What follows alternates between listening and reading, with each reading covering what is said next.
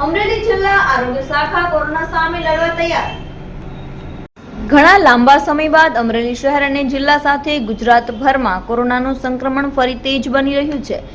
ગુજરાતમાં હાલ કોરોનાના એક્ટિવ કેસોની સંખ્યા 1300ની નજીક પહોંચી છે। હાલ અમરેલીમાં 5 કેસ એક્ટિવ હતા, તેમાંથી 2 દર્દી કોરોના મુક્ત થતા હવે અમરેલી જિલ્લામાં કોરોનાના 3 એક્ટિવ કેસ છે।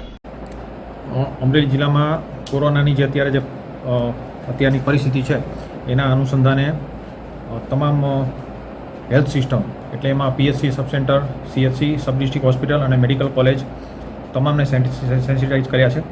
દરેક જગ્યાએ જે આપણી પાસે લોજિસ્ટિક્સ અવેલેબલ હોવા જોઈએ, એટલે કે દાખલા તરીકે બેડની વ્યવસ્થા હોય, ઓક્સિજન કોન્સન્ટ્રેટર હોય, ઓક્સિજન સિલિન્ડર હોય, આઈસીયુ બેડ હોય, આ વ્યવસ્થા પણ આપણે ઉપલબ્ધ કરાવી છે। મેડિકલ કોલેજ હોસ્પિટલ જે છે ત્યાં પણ આપણે જાણ કરી છે અને એ પણ સતર્ક છે।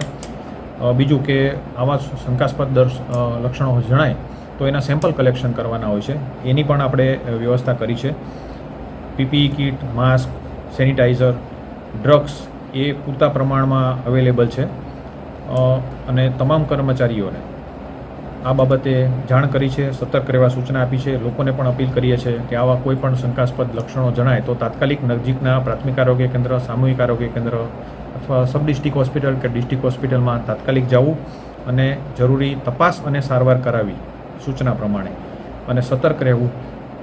અગાઉ જે કોરોનામાં આપણે પ્રિકોશન રાખતા હતા, જે સાવચેતી રાખતા હતા એ રાખવી એ ખૂબ જરૂરી છે। અને અગેન ખૂબ અગત્યની વસ્તુ એ છે કે ગભરાવાની જરૂર નથી। પહેલાં જે આપણે જે ગંભીર પરિસ્થિતિમાં પસાર થયા હતા, 2 વેવ આવ્યા, એના જેટલો ગંભીર વેવ આપણે સૌ આશા રાખીએ અને અત્યારે જોઈ પણ રહ્યા છે કે એટલો ગંભીર વેવ નથી।